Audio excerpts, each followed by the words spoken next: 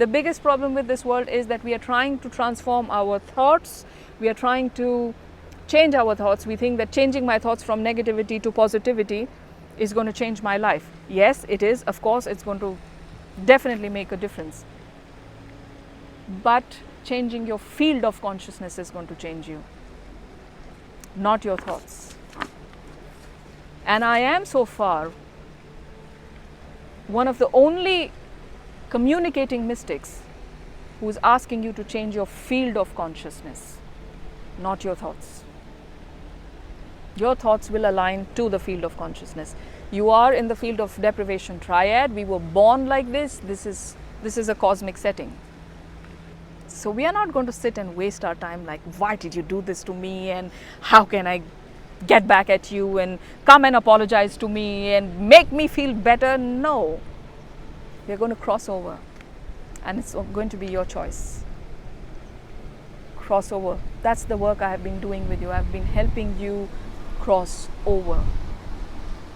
Go to that side where there is ecstasy. There is abundance. There is life. There's health, and it's there. It's there.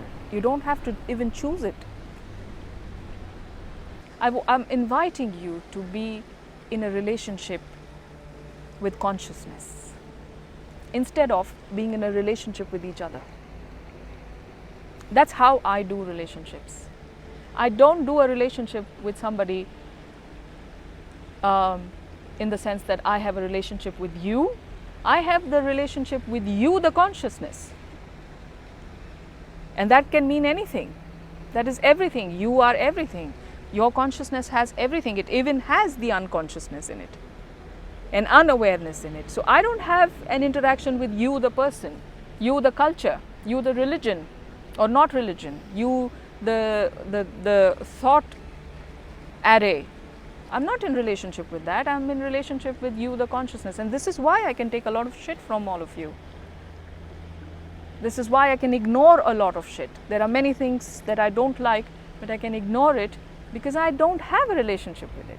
And you can't ignore it amongst each other because you have a relationship with each other and not with the consciousness of each other.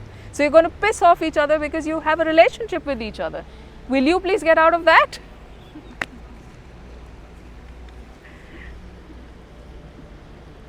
And not have a relationship with each other. I give you the permission to have no relationship, no courtesy, no being nice to each other on this retreat. No need to be nice to anybody. Keep quiet till you understand and tune into the other person's consciousness. Keep quiet. And this is why spiritual retreats, spiritual work is done in silence. It's not done in chatting up. Unlike modern facilitation of spirituality, unlike the fast food kind of spirituality where there's a lot of talking and sharing. What are you doing at the end of the day if that sharing hasn't brought a practical shift in your behavior? What are you sharing for?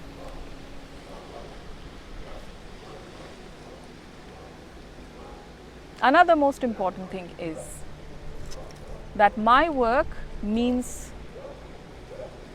practical change.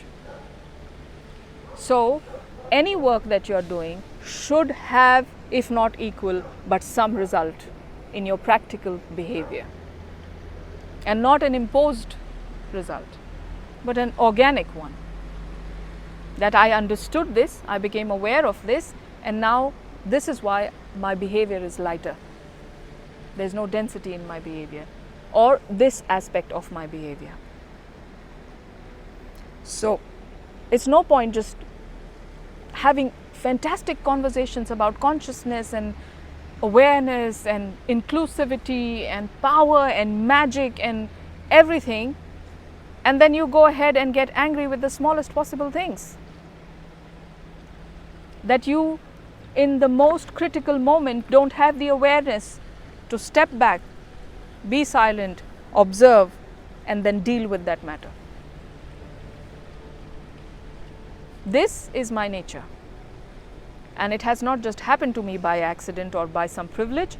It has happened to me by carefully curating it from the age of 14 when I had my first near-death experience.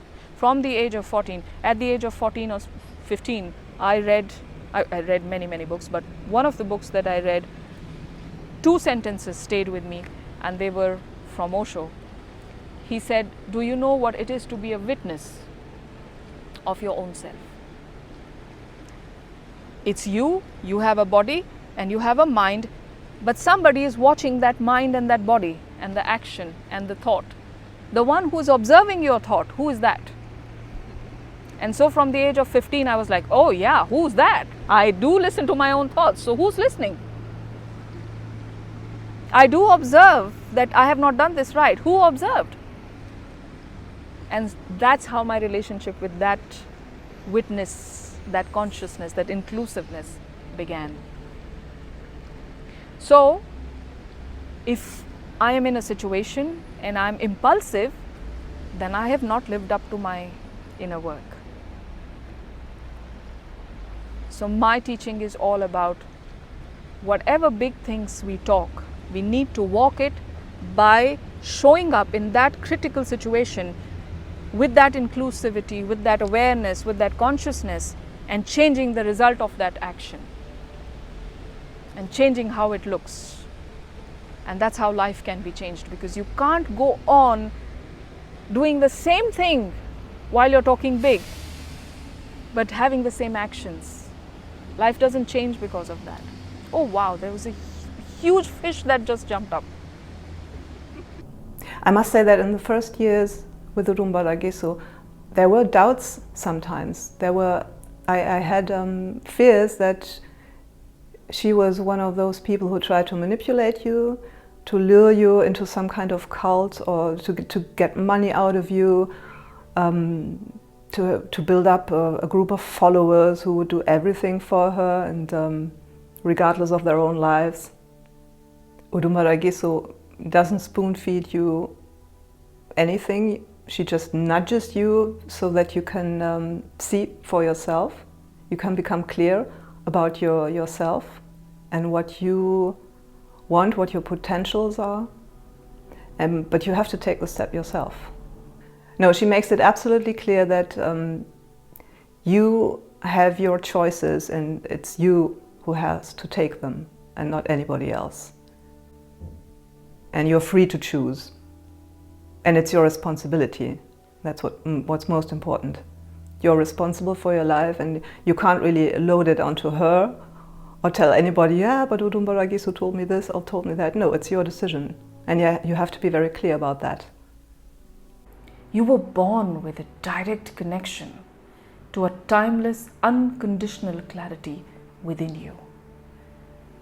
When you're connected to it fully, you don't need any babysitters and agents for your consciousness.